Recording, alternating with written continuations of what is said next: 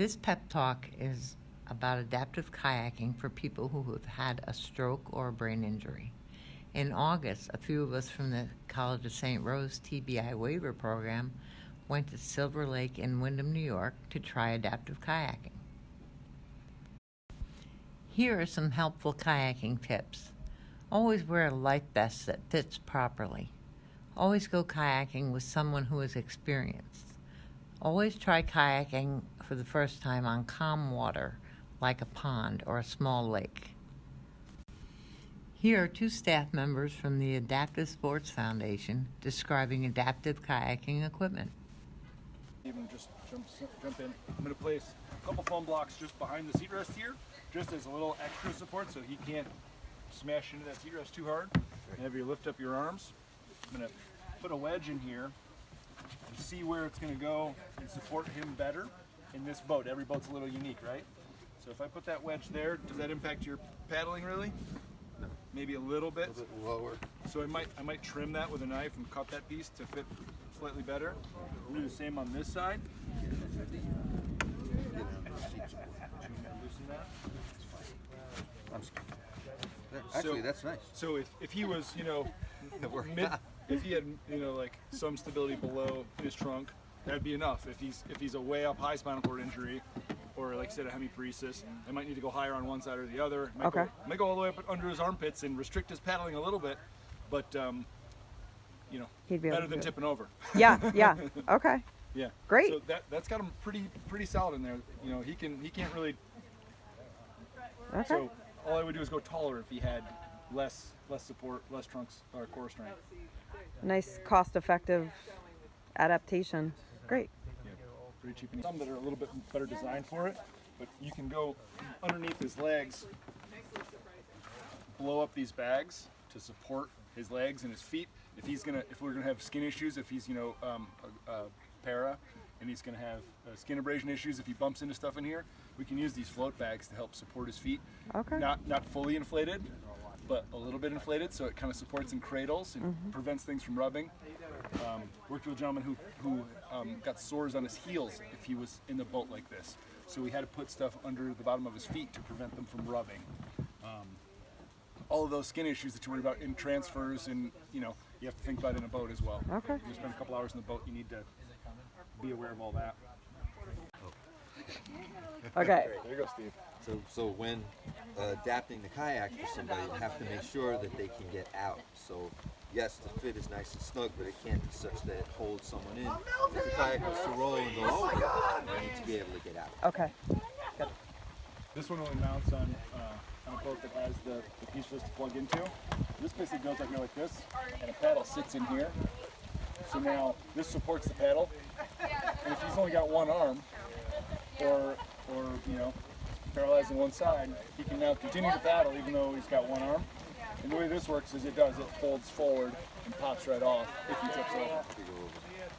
This piece falls right off out of the way, hence the foam on here so it floats.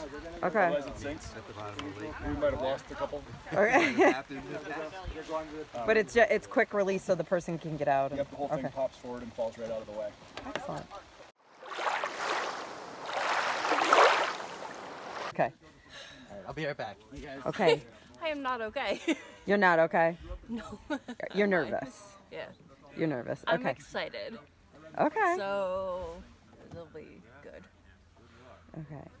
Have you ever been in this kind of kayak or used a... I have, yeah, a little bit. Okay. And is this paddle, it's adapted? Yes. Try this one out? Are you going to use this one or not? I was gonna, but I don't have to. Okay, it has a handle on that side. Yep. It looks like it's a makeshift handle. Yeah. Yeah, so all it is a piece of bike inner tube taped to the paddle. Okay. But it's loose enough that if you fall out, which is not gonna happen, you pop off the paddle, so it Because I doesn't have life stack. get caught in you. But it's tight enough that it'll kind of hold your hand there. Okay, great. Chris has previous experience in a canoe and did not need adaptive equipment to try kayaking. Chris thinks kayaking is easier and safer than a canoe. Good. Yeah? He's totally natural. Is it a lot like canoeing or different? Oh yeah, it's a lot like canoe. Okay.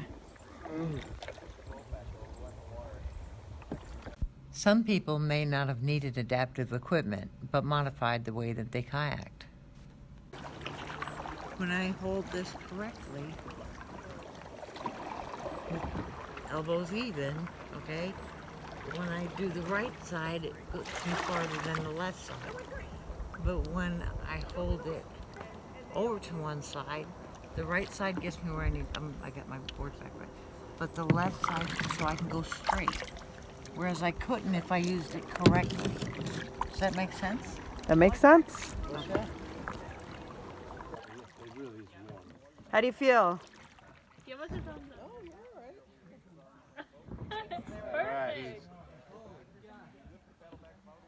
Okay. Hey, Chris, how was it? It's good. Good? You had a good time? Yeah, we had a good time. Okay. And you went kayaking in jeans, which I thought could never be done, but here you are. He's good enough paddler. He can do it in whatever he wants. All right. Was it hard or easy? It was hard to get used to the paddling, and that it was good. Once you got it, you Oh yeah. did it. Okay. Gene often experiences physical pain as a result of his accident and found this experience to be peaceful, freeing, and felt independent on the water. His favorite part was speeding across the lake. How was it, Gene? Yeah, Good? yeah. A success. Remember Allison? She was nervous to try kayaking for the first time. Here's her reaction after a day out on the water. Okay, so now you're done. You went out. Yes, And how do you feel? I feel great. It was a wonderful opportunity, and I felt happy. And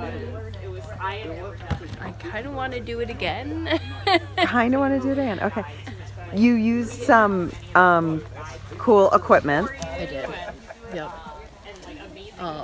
It was. We have a bunch of foam wedges. No, obviously my hands doesn't work.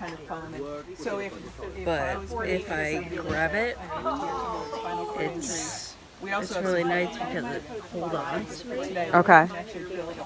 The bike tube trick that they had taped to the handle was enough to help keep it on there. Okay. And then when you got tired at the very end, you were able to get towed in, and that's a helpful strategy It too. was. Good. Good. And so you might do it again. Yes, Okay. And would you recommend it to other people? I would. Okay. Absolutely. Excellent. Thank you.